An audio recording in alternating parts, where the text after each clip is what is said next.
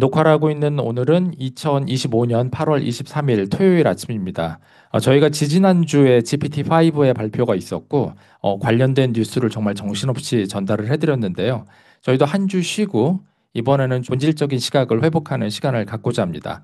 오늘은요, 그 젊은 벤처 캐피탈리스트 분을 한 분 모셨습니다.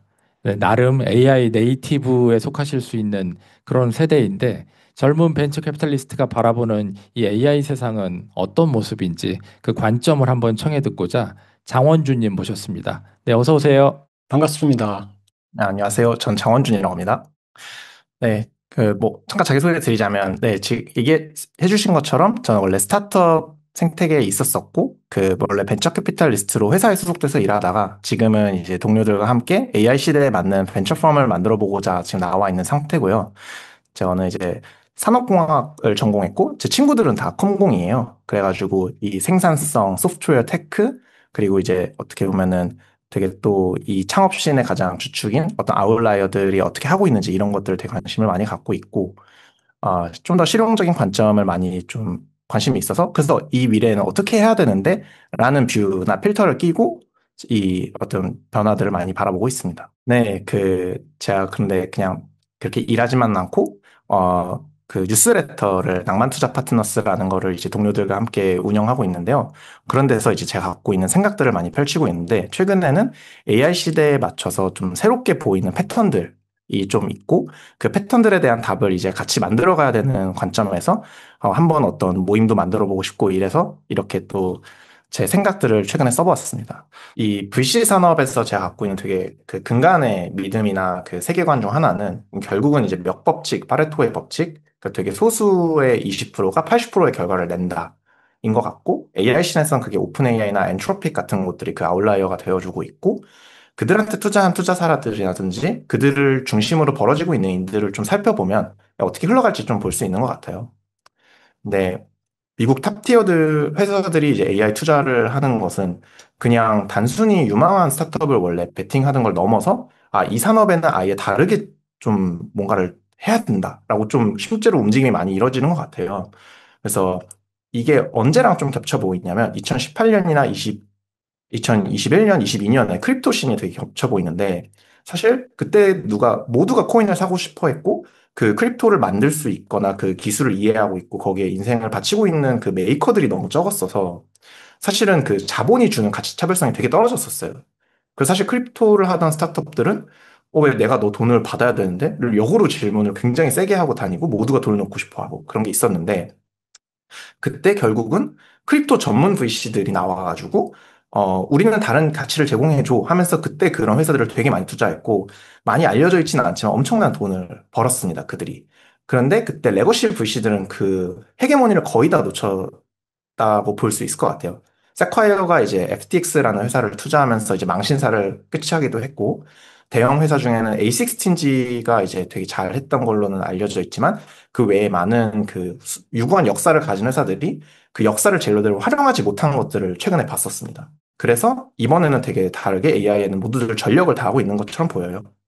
근데 그러면 이들의 행동들을 좀 살펴보자면 한 세 가지 정도로 분류할 수 있는데 첫 번째는 킹메이커로 느껴지는데요. 좋은 창업자가 되어가는 과정을 도와줍니다. 압도적으로 잘하는 곳은 AI 그랜트라는 곳이 있는데, 근데 여기가 진짜 저희가 아는 진짜 괜찮은 아니면 되게 AI 네이티브한 서비스들이라든지 제품이라든지 이런 건 거의 다 들어가 있고, 여기는 한 3억 5천 정도의 그 돈을 그냥 조건 없이 그 세이프로 무조건 투자해 주는데, 그 대신 이 모든 AI 구루들이라든지 이 데이터브릭스 뭐 스노우플레이크 뭐 스케일 AI 뭐 이런 우리가 아는 그 많은 회사들의 모든 시레배들과 다 연결되어 있어서 지금 배치 프로그램을 돌리고 있고 저기에는 모두가 들어가고 싶어 합니다. 그래서 굉장히 압도적으로 잘하고 있고 저 커뮤니티성이 갖는 특징이 있는 것 같아요. 그리고 새롭게 떠오르는 강자는 뭐 커서나 뭐 위스퍼나 이런 곳들이 있는 네오 혹은 사우스 커먼 파크라고 그 굉장히 그 빌더 중심적으로 사실은 여긴 커뮤니티부터 시작을 했어요. 투자사가 된 지는 얼마 안 됐고 실제로는 어떻게 뭔가를 만드는 사람들을 되게 셀렉티브하게 받고 야, 너희들은 어떤 그 혁신을 만들 거야? 이런 그 그룹이었었는데, 어떻게 보면 조금 더 빌더 그룹이었었는데, 이게 AI 붐을 타고 확 되게 임팩트 있는 투자사가 되어 가고 있는 것 같아요. 근데 이제 제가 얘기하고 싶은 거는 사실 Y 컴비네이터가 이런 거 창업해라 저런 거 창업해라 되게 많이 던지고 있지만 실제로 저희가 아는 되게 유망했던 아니면 저희가 바라보고 있는 그 스타트업들은 YC에 잘 들어가진 않는 것 같습니다. 생각보다 헤게모니를 잃었어요. YC보다 더 앞단에서 이러한 회사들, 이런 탤런트들을 낚아챈다라는 표현은 좀 그렇지만 더 먼저 액세스하는 그룹이 있다는 거네요. AI 그랜트나 이 위에 언급하신 회사 같은. 근데 사실은 투자 금액이라든지 이 조건을 보면 사실 대동소이한 것 같아서 그거보다는 그 덴시티, 밀도에서 좀 차이를 느끼는 것 같아요. 그러니까 저기를 가면 나 원 오브 댐인데 여기는 똘똘 뭉쳐있고 난 저기에 들어가고 싶어가 조금 더 맞지 않을까 생각은 들고요. Y 컴비네이터는 지금 너무 많이 뽑죠. 너무 많이 뽑아서 약간은 스프레이 앤 프레이 그 포트폴리오 안에 들어가는 느낌이 좀 있긴 한 것 같아요. 멀티플이라는 부가가치를 쫓아야 되는 그 벤처 캐피탈 펀드 입장에서 봤었을 땐 조금 후퇴한 게 아닌가라는 생각은 들었습니다. 아예 게임 메이커. 그러니까 AI 특화된 가치를 제공해서 아예 독점적인 관계를 만들어가는 게 이제 엔트로픽과 아예 펀드를 만들어서 운영하는 곳도 있고 컨빅션이라고 노 프라이어스라고 이제 사라고랑 이제 빌라드 길이 같이 하는 팟캐스트. 그러다 보니까 AI 구루들과 모든 관계들이 있다 보니까 잘 하는 곳. 그리고 뭐 제프리 힐튼과 같이 연구소를 만들었던 창업자가 만든 이제 VC. 혹은 아예 영국에 있으면서 아예 그 연구 네트워크. 아예 학문적으로 이제 그 굉장한 그 리워드를 주면서 차별화를 하고 있는 이런 하우스들이 사실은 진짜 모두가 투자하고 싶어 하는 회사들한테 되게 독점적으로 잘 투자하는 것 같아요. 근데 좀 재미있는 거는 사실 미국의 벤처 캐피탈들은 거의 다 파트너십이에요.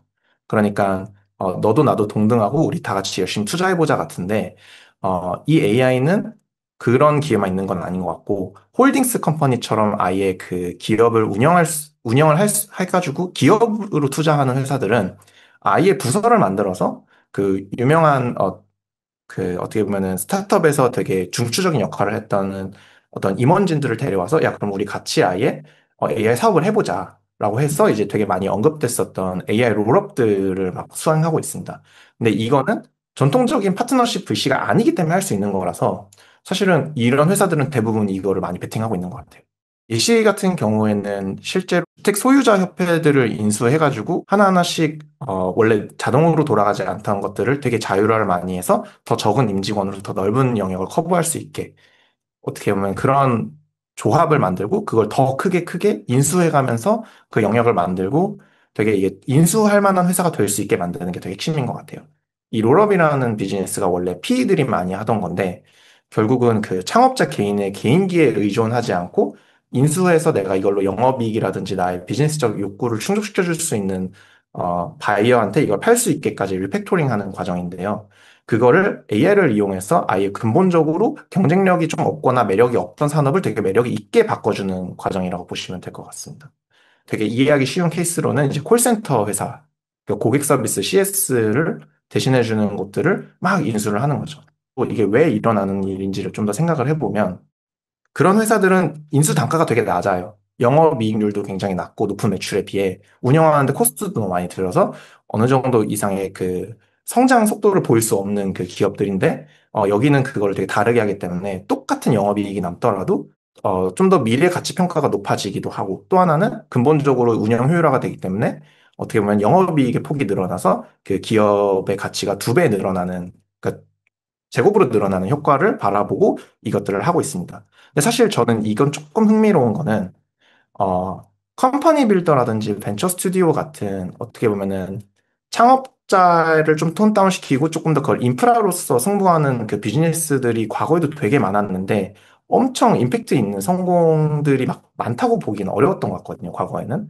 그런데도 여기는 훨씬 더 컨빅션을 갖고 저 VC들이 달려들고 있는 게 되게 눈에 보일 정도로 좀 센 것 같고 저는 이거는 우리나라에서도 분명히 나올 수밖에 없고 그거를 잘 하는 회사들이 나중에 저희가 한 10년쯤 뒤에는 야, 이렇게 비싸게 팔렸어? 이런 얘기를 할 것 같습니다. 제가 지금 가장 재밌게 보고 있는 현상 중 하나는 BPO라는 사업인데요. 그냥 용역을 대신해 주는 겁니다. BPO가 뭐의 약자인가요? 비즈니스 프로세스 오퍼레이션인데 결국은 이렇게 그 일 자체를 받아서 A부터 Z까지 완료해주는 형태의 어떤 용역들을 주로 하는 게 이제 BPO입니다. 데이터 라벨링 같은 것도 어떻게 보면 되게 전형적인 BPO일 수도 있고요.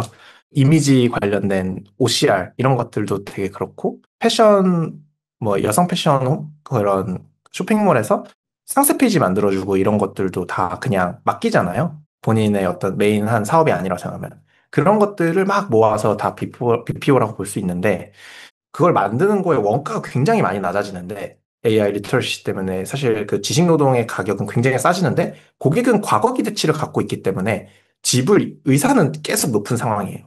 그래서 이런 영역들이 굉장히 많은 것 같고 이럴 때 고객들을 되게 잘 만족시켜주면 그 후에 더 높은 수준의 강도 있는 경쟁이 나오더라도 규모의 경제 차원, 여러 가지 차원에서 그 각 메가 영역의 섹터를 가져갈 수 있다고 느껴요. 아까 말씀 주신 그 AI 롤업과도 이렇게 쭉 연결된 이야기네요. 맞습니다. 원래 전통적인 어떤 가치 사슬이 있다면 그걸 굉장히 노동집약적으로 하고 있다면 AI가 들어가서 거기에 효율을 만들어내서 훨씬 싼 가격에 그것들을 하게 하고 그럼 그 갭이 마진이 될 거고 또 그걸 N개를 모으면 이 코스트는 계속 고정해 둔 채로 세일즈만 잘하고 하면은 이렇게 위에 사업은 늘어나는 이런 구조를 말씀하시는 거네요. 근데 그게 맥락으로도 맞닿아 있는 게 어쩌면 저희가 가끔 얘기하는 회사의 미래라도 맞닿아 있을 것 같은데 과거에는 그런 펑션들이 다 회사의 사업부로 존재했는데 이제 외부의 그런 것들을 훨씬 잘해주는 또 가격적으로 사람을 몇 명 고용하는 것보다 훨씬 싼 그런 대안이 있다면 그렇게 계속 아웃소싱 되고 회사는 계속해서 핵심만 남을 것 같거든요. 그렇죠. 브랜드의 핵심을 정의하고 무언가를 결정하고 고객을 뭐 직접적으로 대응하는 그런 펑션들만 남는 이런 것들이 미래가 될 수 있다면 어쩌면 그 대표님이 말씀하신 대로 이 한국의 미래 시장적 특성과 잘 결합하면 글로벌리 그러한 모델들을 훨씬 빨리 예제로 꾸을 수 있다. 이런 쪽의 사업 기회를 보고 계신다라고 생각해도 되겠네요. 가장 아름다운 그림은 거기까지 가는 것 같고, 오늘 조금 더 얘기를 깊게 해보고 싶은 거는 그 AI 시대의 새로운 성공 방정식을 보여주는 케이스들이 많이 나오는데요. 이 AI 기술이 기업이라는 개념에 되게 영향을 많이 주는 게 제가 가장 이거에 올인하고 있는 이유입니다. 그 사실 자본주의의 꽃은 법인이라는 어떤 그 무형의 형태라고들 많이들 얘기를 하는데요. 근데 실제로 지금 산업혁명 이후에 법인의 가장 큰 병목이었던 거는 지식노동이었던 것 같아요. 그래서 지식노동을 잘하는 사람들이 되게 부가가치도 컸고, 그리고 기업들도 다 그 지식노동자들을 위한 어떤 인센티브 구조라든지 여러 가지들을 가져왔는데, 그것들이 이번에 바뀔 가능성이 크다라고 보고 있습니다. 그래서 지금까지 들어와 있었던 되게 많은 어떤 구조라든지 우리가 당연하게 받아들이는 것들을 깨면 깰수록 반대로 거기서 업사이드가 나올 수도 있는 것 같아요. 그래서 이제 그것들을 되게 열심히 깨는 회사들이 새로운 어떻게 보면은 유닛 이코노믹스를 보여주고 있는데요. 이 밑에를 보면은 초기 스타트업임에도 불구하고 엄청난 시스템과 독점력을 갖는 빅테크 회사만큼 종업원당 매출을 내는 케이스들이 나오고 있습니다. 탑 AI 스타트업이 그 임직원당 내는 매출을 보면요. 커서가 네, 거의 45억 1인당, 미드저니가 30억, 구글이 한 26억, 오픈 AI가 한 20억 이 정도인 걸 생각을 해보면은 구글 위에 어떤 회사가 있을 수 있는 것 자체가 충격이에요, 사실은. 그런데 여기 밑에를 보면 꽤 많은 업체들이 나열되어 있고요.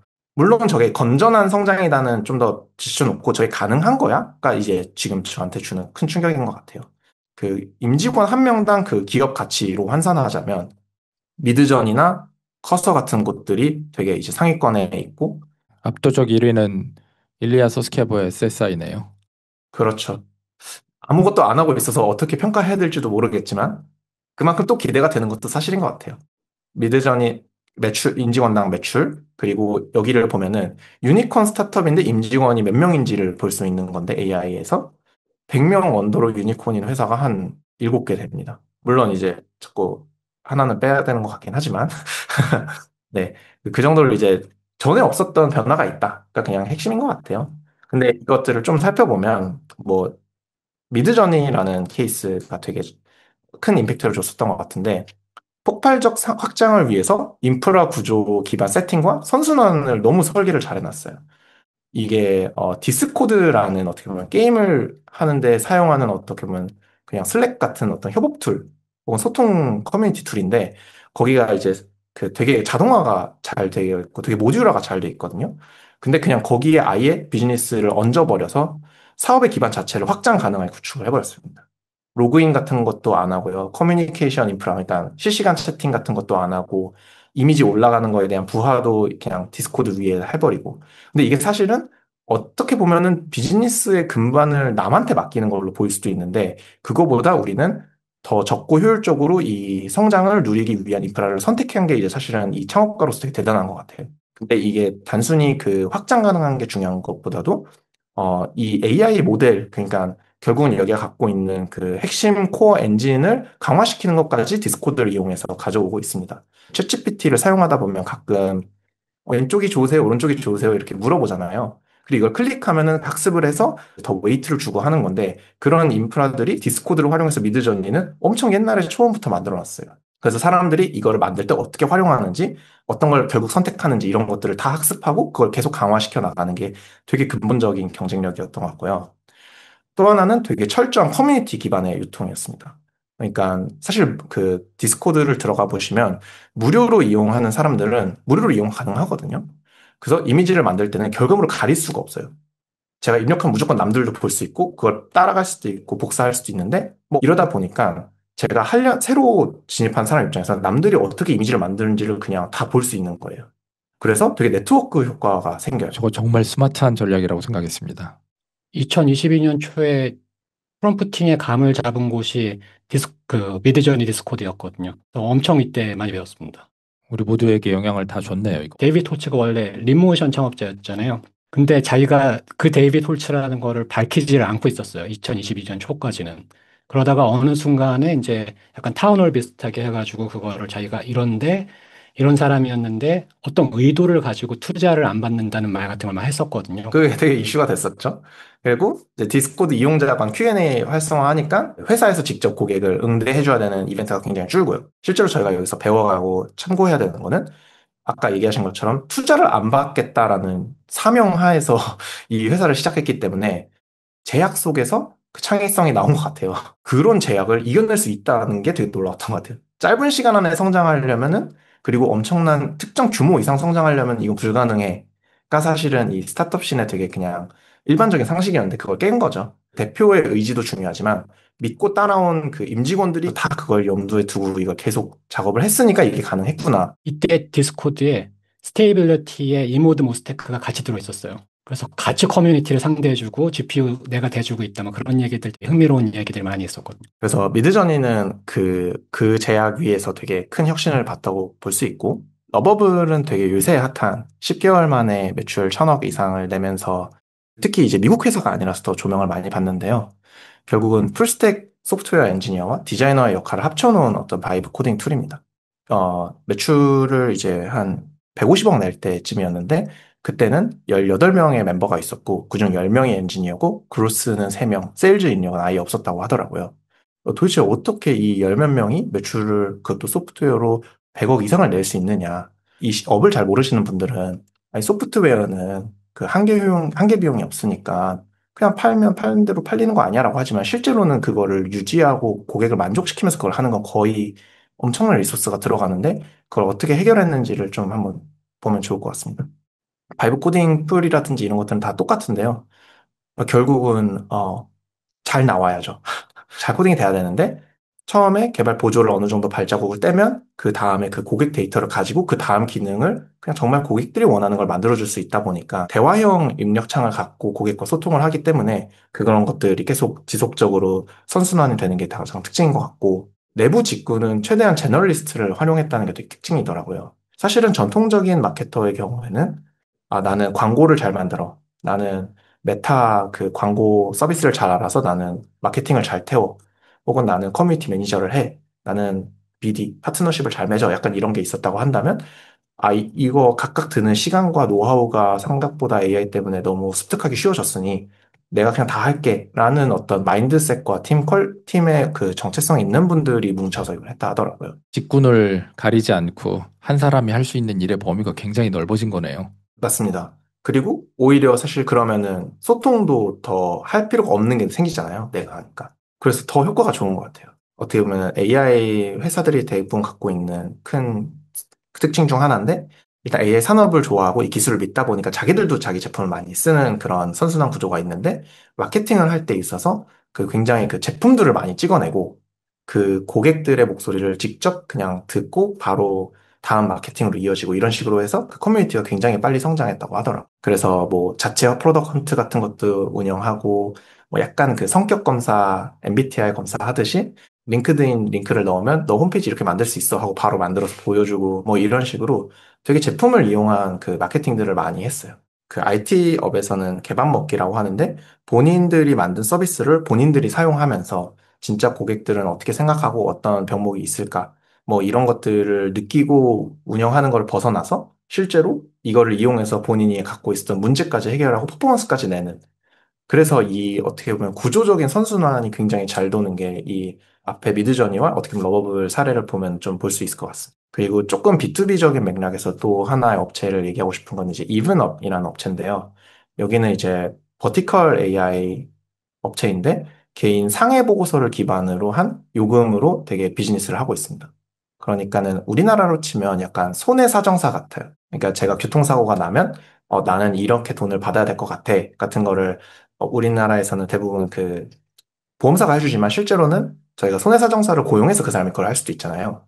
근데 그런 것들을 이제 미국이나 이렇게 보면은 인력에 대한 비용이 되게 큰 국가에서는 그게 되게 큰 부담인데 여기 같은 경우에는 우리가 이거 직접 맡아서 해줄게 하니까는 그 다이렉트한 니즈를 AI를 이용해서 바로 직접적으로 해결을 가능하니까 이런 비즈니스들이 생기고 있습니다. 이게 사실은 AI가 없었으면 그냥 이제 회계사, 세무사처럼 그냥 일일이 해야 되는 건데 되게 그 지식 노동을 이용해 가지고 그 중간중간 모듈들을 이용해서 엄청나게 효율화를 많이 해놓으니까 이런 것들을 되게 그 턴키로 크게 받아올 수 있는 구조가 됐고 그래서 여기 있는 임직원이 한 100명 정도 되는데도 유니콘 스타트업으로 바로 되었습니다. 그래서 이 흐름들을 쭉 보면 저는 이게 린 스타트업이라는 방법론이 점점 더 약화되고 있다라고 조금 그 통시적으로 인식되는 것 같아요.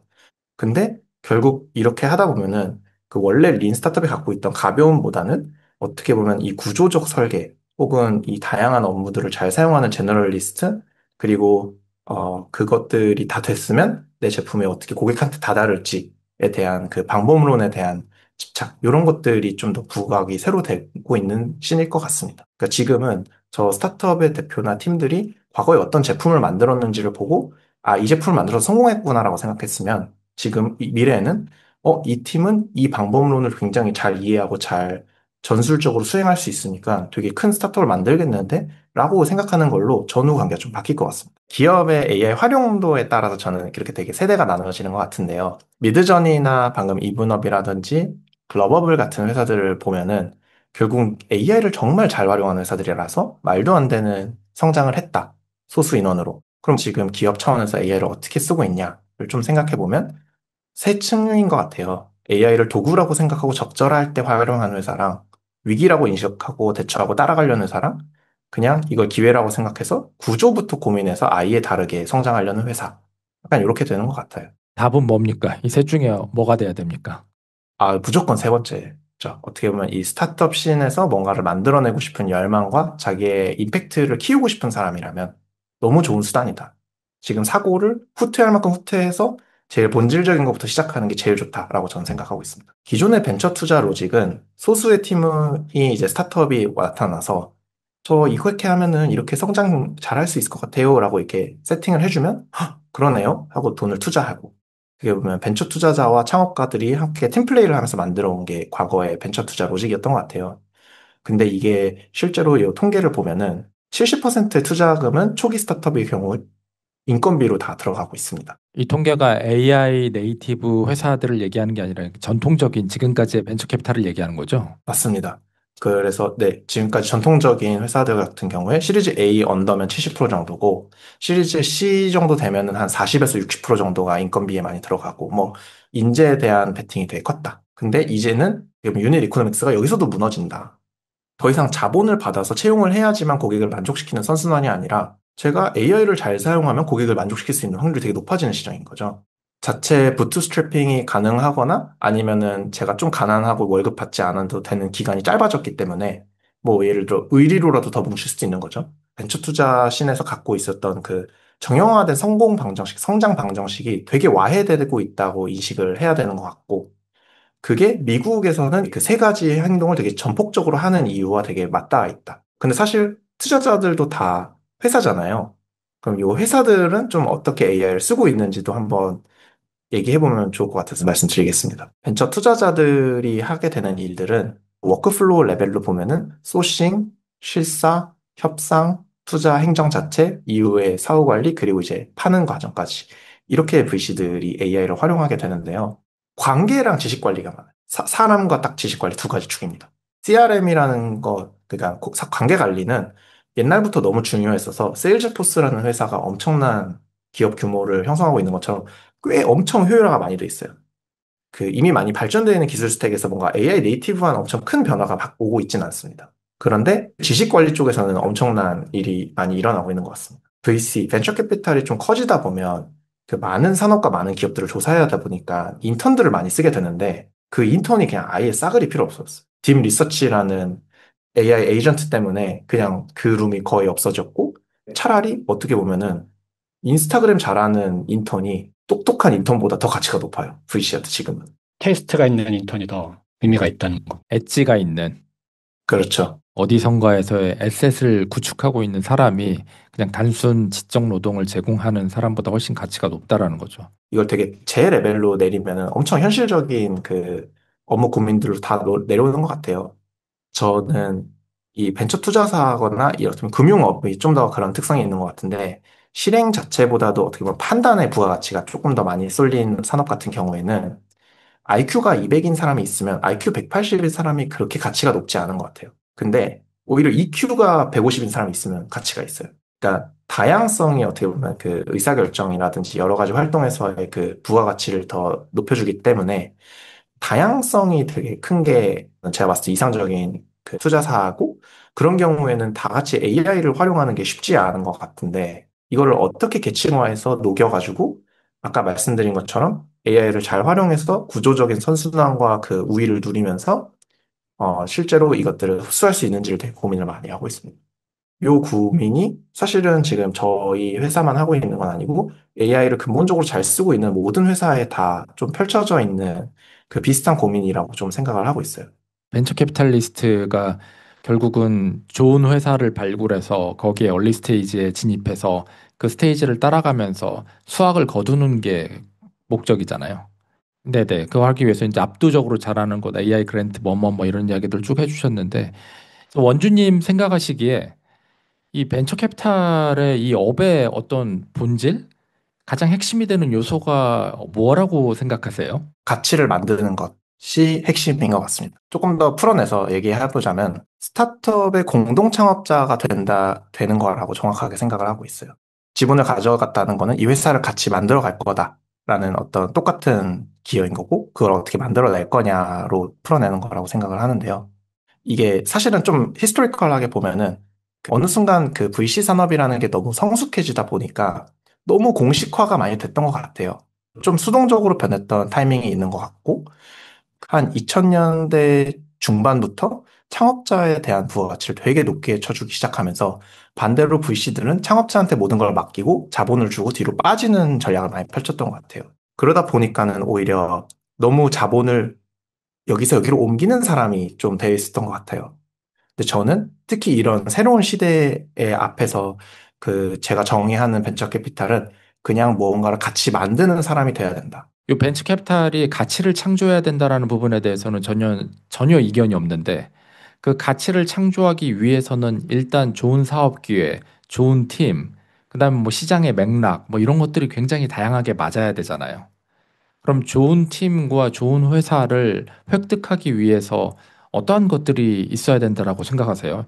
저희가 소위 전통적인 강자라고 얘기하던 클라이너라든지 세콰이어라든지 뭐 이런 데들이 한 가고 그들 뒤로 Y 컴비네이터가 나와서 또 큰 어떤 테마를 좀 형성했었고 아까 원주님 말씀하신 바에 따르면 Y컴조차도 이제 사실 올드보이가 되고 새로운 것들이 계속 뛰어나는데 이 좋은 팀과 좋은 창업자들을 획득하기 위한 수단이 계속 바뀌고 있는 듯한 느낌은 들거든요. 이제 약간 강론을 좀 꺼내보고 싶은 거죠. 예를 들어서 AI 그랜트가 Y컴보다 잘 되는 이유는 저도 방금 그 페이지들 열어봤는데 유명한 사람들, 뭐 안드레이 카파시 포함해서 전부 어드바이저로 돼 있더라고요. 예. 그리고 지금 AI 시대로 들어오면서 사람들이, 그러니까 즉 스타트업 창업자들이 그렇게 자본을 강하게 갈구하지 않는다. 자본 이외에 다른 요소들이 많이 생겼다. 이런 것들을 종합해 볼 때, 그럼 그 AI 시대, AI 네이티브한 창업자들에게 우리가 공급해 줘야 되는 어떤 요소들이 무엇이냐라는 걸 조금 구체화해 보고 싶은 거죠. 그렇죠. 스타트업의 가장 큰 욕구는 뭐냐? 전 딱 하나라고 생각하거든요. 성장이라고 생각을 해요. 그래서 성장을 하는데 저게 나한테 도움이 돼, 안 돼는 미친 연산을 한다고 거의 생각을 하고요.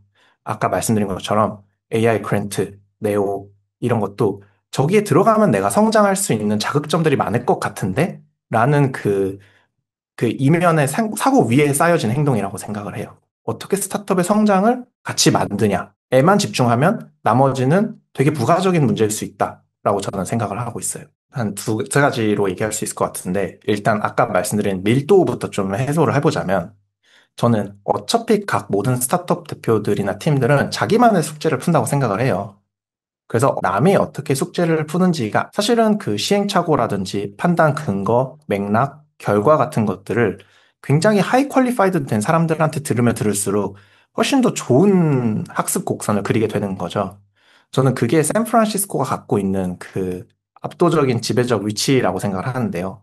몰려서 더 몰리고 그래서 더 몰린다. 그래서 그 안에서 되게 많은 빠른 혁신들이 일어난다고 생각을 하는데 그래서 그 밀도는 어떻게 보면 그 암묵지적인 노하우를 얻기 위해서가 이제 저는 꽤 큰 것 같고 그 노하우가 이제 실질적인 네트워크와 도움까지 이어지기도 하겠죠. 그럼 지금 시대에서 또 중요한 건 어떤 것 같냐 하면은 이거는 이제 노정석 대표님이랑 최승준 님이 같이 하시는 그 팟캐스트에서 굉장히 많이 다뤄지는 건데 AI 리터러시가 너무 다 달라요. 제가 스타트업을 만약 한다고 하면 저는 제 고객을 만족시켜주는 게 제 1의 숙제지 제가 AI 네이티브한 구조를 가져가거나 그것들을 막 운영하는 게 제일 중요한 숙제는 아니고 그거는 보조적인 수단일 뿐인데 이것들을 시적절하게 처리하는데 너무 리소스가 많이 들어가는 게 지금의 현실인 것 같아요. 지금 그 AI를 조직적으로 잘 쓰기 위해서 가장 큰 병목은 개발자가 아닌 분들이 이 AI를 어떻게 써야 되는지에 대해서 너무 다 각자 자리에서 외롭게 전투하고 있다가 맞는 것 같아요. 지금까지의 많은 AI 커뮤니티라든지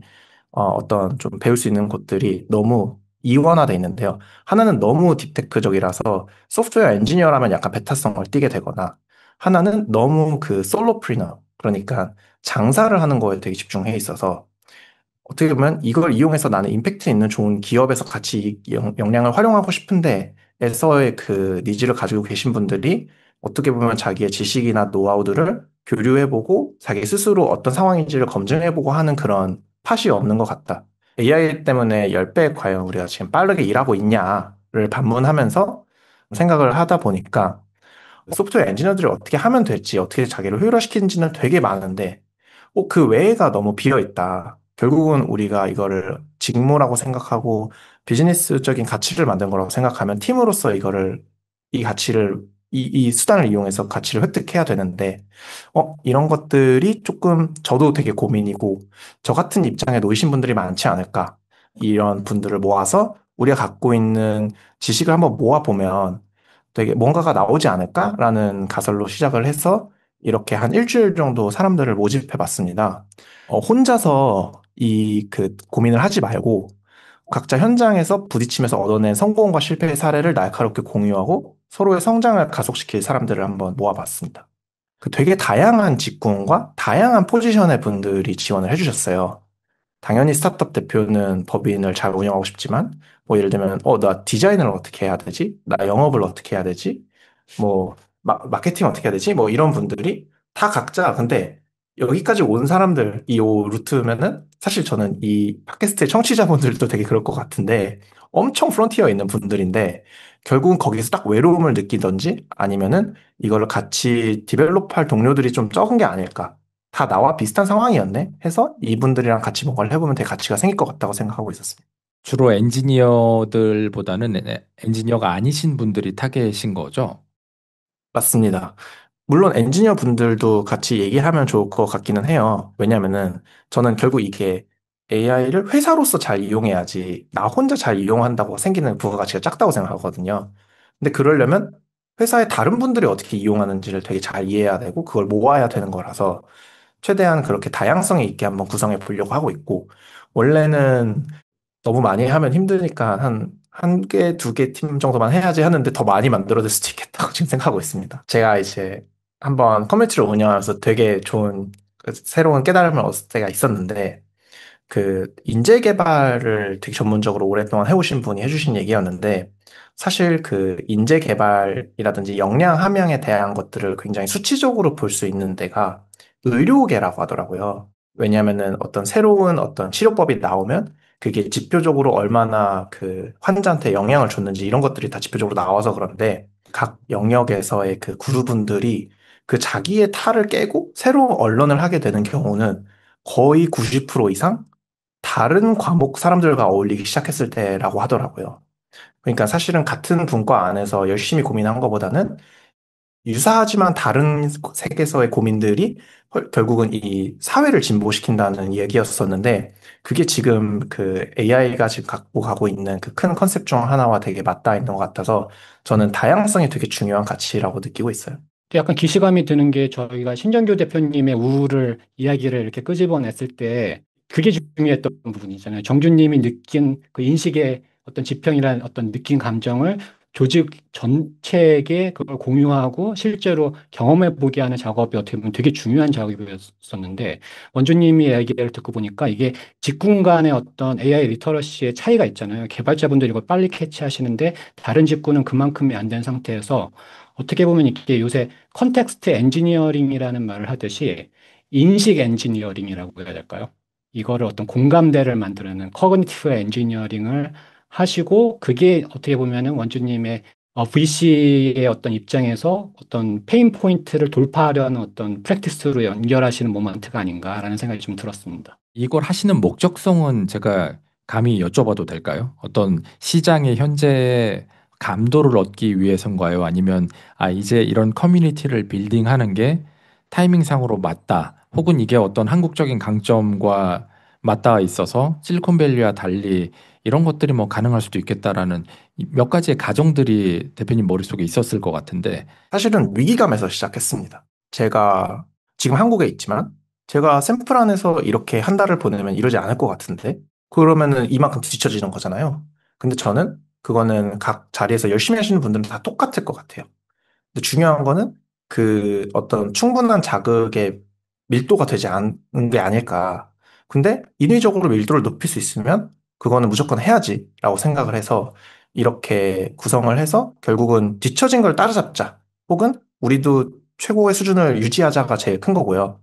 저는 근데 반대로 하나는 있는 거는 미국은 꽤 높은 확률로 많은 그런 사람들이 있는 대신 완전 경쟁 시장인 것 같아요. 그래서 사실은 부가이익을 내기 어려운 것 같은데 한국에서는 이런 그 차별화된 역량을 갖고 있으면 사실은 훨씬 더 부가적인 차익을 비즈니스적으로 낼 확률이 되게 높기 때문에 여기서 이걸 하는 게 좀 더 가치 있다고 개인적으로 느껴졌습니다. 저는 한국이 자기 길을 살기 힘든 것 같아요. 트랙이라는 것도 있고 뭐 이런 것들이 있다 보니까 창업을 하는 거에 대한 난이도가 엄청 큰 시장인 것 같아요. 한국이란 나라 자체가. 근데 반대로 그런 선택을 할 수 있게 되면 그만큼 그 부가가치가 훨씬 큰 것 같아서 우리나라에서 특화돼서 어떤 사업을 했었을 때 경쟁을 하지 않을 확률이 되게 높다고 생각해요. 노정수 대표님 되게 오랫동안 이걸 해오셨기 때문에 엄청 애쓰시 많을 것 같지만 지금 브랜드를 만든 K뷰티 이런 것들 아이돌 이런 거 되게 많이 만들거든요. 그런데 조금만 여기서 차별화를 해서 어떤 B2B적인 기회들을 하나씩 잡아본다면 사실 굉장히 독점성을 갖고 버티컬 AI스럽게 잘 들어갈 수 있는 것 같아요. 우리나라가 B2B 사스 같은 그 과도기적인 성격을 가진 생산성 향상에 대해서 굉장히 인색한 나라였거든요. 노동이 너무 쌌고 고용 안정성은 높으니까 언론은 별로 필요하지 않고 그 사람이 바뀔 필요 없다 보니까 되게 시스템을 완성시키는 것보다 오퍼레이션의 부가가치가 높은 저는 우리나라의 기업 중에 매뉴얼을 잘 만들어 놓은 회사가 그렇게 많지 않다고 느끼거든요. 근데 이거는 저한테는 어떻게 느껴지냐면 현금을 쓰던 사회에서 바로 QR 결제로 갈 수 있는 사회같이 느껴져요. 신용카드라는 매개가 없기 때문에 차라리 오히려 더 전환해서 부가가치가 확 터질 수도 있다. 미국은 사실 너무 이 중간 매체, 그러니까 생산성이나 이런 것들에 대해서 되게 구조화가 잘 돼 있기 때문에 거기서 언런이 안 되는 것들이 있을 텐데 우리나라는 그런 레거시 없이 시작한 기업들이 꽤 나올 수 있다라는 게 제가 갖고 있는 사실은 지금 아직은 없는데 곧 미래에 올 것 같은 가설입니다. 근데 그 부분은 굉장히 좋은 비유인 것 같아요. 미국은 B2B 사스나 이런 것들이 굉장히 많이 들어가서 이 소위 먼저 발전한 것 같지만 AI 시대 입장에서 보면 그 부채로 작동하고 있는 거잖아요. 근데 한국은 그게 없기 때문에 훨씬 더 AI 네이티브한 프로세스로 빨리 갈 수 있다. 맞습니다. 사실 근데 우리나라에서 갖고 있는 그 몇 가지 병목들이 이번 기술을 통해서 되게 해소가 많이 되는데 저출산 사회로 간다고는 하지만 아직 취직은 힘들거든요. 네. 사실 이제 한국이 사회가 지금까지 갖고 있는 구조적인 몇 가지 병목이 이번 기술에서 되게 기회로 작용할 수 있다고 생각을 해요. 우리나라 그동안은 지식 노동 과잉이 되게 컸던 것 같아요. 그래서 사람을 되게 쉽게 쓰고 시스템화 시키려고 노력하지 않고 B2B 사스라든지 이 개인의 생산성에 대한 고민을 많이 하지 않고 그냥 업무를 해치웠던 과거가 좀 있는 것 같은데 이번 그 저출산 같은 그 우리나라가 처해진 문제와 더불어 이 인재가 확 귀해지고 있는 시점에 이 AI라는 기술을 활용해서 이 새로운 사업들이 되게 많이 나올 것 같고, 그런 것들은 미국이나 다른 곳들이 그 인재들을 잘 효율적으로 쓰기 위해서 만들어 놓은 어떤 레거시 시스템 없이 되게 새로운 세대일 수밖에 없다라고 저는 생각을 많이 해서 항상 단점은 장점이 있고 이게 이 기술과 가장 잘 맞아서 우리나라에서 되게 많은 레거시들 기업들이 이 기회에 많이 바뀌고 그게 큰 고객 가치를 창출한다면 그런 것들은 다 전 세계로 많이 나아갈 수 있지 않을까라고 생각을 하고 있습니다. 동의합니다. 지금 그것들이 일어나려면 가장 빈 것은 딱 하나고 이미 이걸 쓰고 있는데 더 잘 쓰고 싶은 사람들이 모여서 그 본인의 역량과 이 지식 함량을 같이 한다면 그 다음 기회나 이 어떤 길들은 알아서 다음 계속해서 열리지 않을까라고 저는 생각을 합니다. 그래서 이런 커뮤니티를 만드시고 이러는 것들이 본인이 그냥 배우는 목적도 있지만 이런 탤런트들이 어떤 목적성과 문제의식을 가지고 있는지 나름 이렇게 액세스하시는 그런 목적도 크게 있겠네요. 저는 맨 마지막 문장이 울림이 있었던 것 같아요. 결국 learn and unlearn이 일어나야 한다고 생각한다. 근데 unlearn 또한 배워야 되잖아요. 탈학습을 하려면은 하려는 인식의 층위로 올라와야 되는데 그런 맥락에서는 나 혼자만으로는 안 되고 다른 사람과의 접점을 만들어야지 뭘 내가 이제 비워내고 알았던 걸 어떻게 없애야지 다음 단계를 간지를 배울 수 있으니까 그런 맥락에서 저희는 원주님을 어떻게 만났나요? 이렇게 젊은 VC분은 어떻게 만난 거죠? 저희가 연말 이벤트를 했었죠. 작년 연말에 승주님과 저와 댓글 이벤트를 했었는데 많은 분들이 응모를 해주셨는데 저희가 승주님이 이제 클로드 프롬프트를 작성해서 두 분을 뽑았는데 지금 그 두 분이 참 인연이 재밌는 게 한 분은 저희가 오늘 모신 원주님이고 또 한 분은 저희 팟캐스트의 편집자로서 여러 활동을 하고 계시는 유진님이시죠. 이게 참 인연이라는 게 신기합니다. 그래서 이제 승주님이 방금 말씀하신 런과 언런 이런 부분에 언런을 하는 건 피드백을 받아야 되잖아요. AI한테 받는 피드백은 한 98% 거의 칭찬이거든요. 근데 사람은 센소리를 좀 해주니까 저는 그런 부분들이 이제 사람과의 교류에서 얻는 가장 큰 수확이 아닌가라는 생각이 들고 이 벤처 캐피탈리스트들도 어느 정도는 다 틀이 있는데 이 젊은 벤처 캐피탈리스트 분의 시각은 또 다른 것 같아요. 그러니까 저희도 언론을 해야 된다니까요. 새로운 세대와 만나면서. 이런 문제의식에 대해서는 계속 공유를 받아야 될 것 같습니다. 많이 소개시켜 드리겠습니다. 다양한 직군들을 과의 관계 맺기, 가교를 만들어내는 줌으로써 다음 단계를 좀 탐색하려는 적극적인 태도가 굉장히 보여서 역시 이렇게 또 새로운 이야기를 들어보는 게 되게 의미 있었다. 역시 젊은 분의 에너지와 바이브가 있었다. 함께 해주셔서 감사합니다. 네, 감사합니다.